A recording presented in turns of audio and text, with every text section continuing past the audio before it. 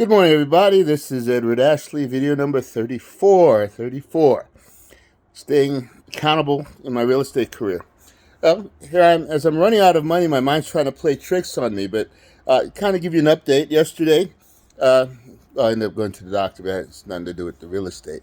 But the day before, uh, the guy whose property I'm trying to get sold eventually, well, a realtor had called me, and I introduced realtor to him, and she's going to list the property. But the realtor is going to, when he sells it, is going to give me a bonus. So that's good. I'm going to get paid on that. It's not going to be what I would have had I optioned the property and then sold it for my option. But it's something that's going to happen. Excuse me. I don't know how well or how soon, but it's going to happen. So there's some money in the bank there. That same guy whose property he gave me the name of a guy, and I found a house in Post Falls, and I as I told you yesterday, but I actually talked to the owner yesterday evening. The owner, Monday, he will know for sure if he's got it under contract, but he'll know for sure Monday whether that property is going to sell or not, yay or nay. And it said it's not written in stone, so Monday's going to give me something.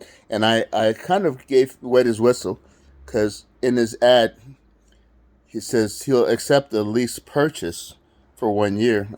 And he's had somebody try to give him $14,000. Well, the guy I'm working with, my buyer, he's got $100,000 to work with. So he's willing to put that down to get in, but he needs owner contract. And what I figured out was most people need some kind of monthly payment. So we're looking at him putting down 65,000, 50,000 to the owner, 15 to me.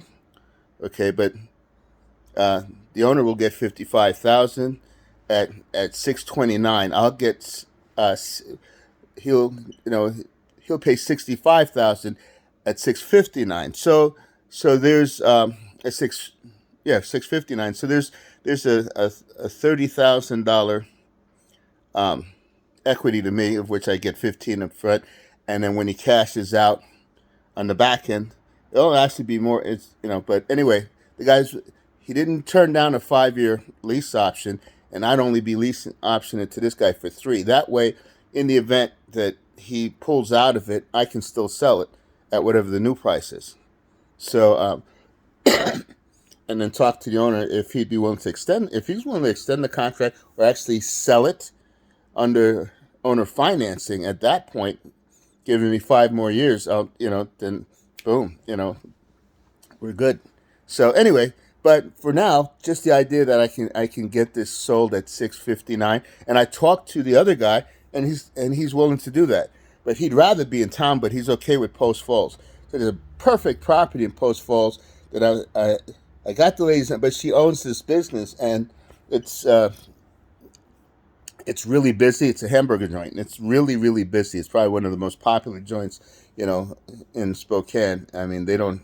It's crazy. They have outside seating, but people line up like for 3 hours just to get these burgers and chicken sandwiches, burgers, and fries, and deep fried mushrooms. So it's a hallmark of Spokane. But so I wrote a letter, and I'm going to drop it off at the business for her, and hopefully she'll get back to me. She's got a house that's vacant. That's a better prospect. I don't know if she'll want to sell it. It's been vacant. She's owned it. It's just been sitting there. So, I'd like to talk to her about that, because it's in a better area for this guy.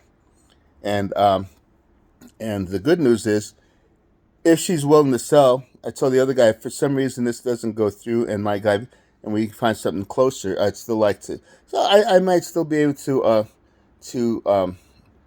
sign it up, the other property in Post Falls, and then and get a lease option contract, which would be good. So anyway, things are up. It's looking really good. We're coming down to the wire as far as my money, my cash flow.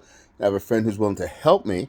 So, and this other property, I'm hoping we close next week. I don't know for sure that we will or won't. It might actually be the week after. And God has a sense of, a lot of times it's like I got my taxes the day before, like my rent would have been late on the 6th. I got my taxes, the check on the night of the 4th. So on the 5th, I deposited it, and then I went into my account and paid my rent. And then the next day I paid, put something on all my cards and everything.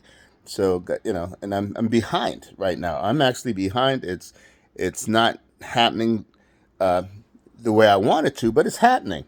And so I just have to trust. I keep getting these messages about I could go to STA for 27 an hour. Walmart starting at 110. The oil field, I don't know what this, but I know if Walmart's paying 110, they're paying more in the oil field. That's not, and it's an easy life for me. It's easy for me to do, but it's not where I want to be. And I don't even want to consider going back. I'm trying to. I've decided if I have to move out, for me, it's best if I move out and stay on my trajectory. Just make sure I can pay my phone bill. Might have to, of course, cut the cable off if I have to move out, but pay my phone bill, put everything in storage, you know, and go from there.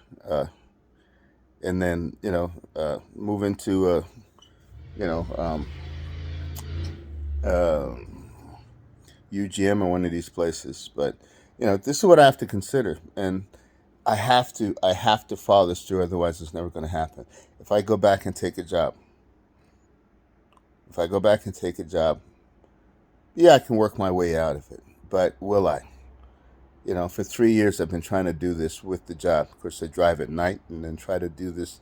Then you got to have some sleep, of course.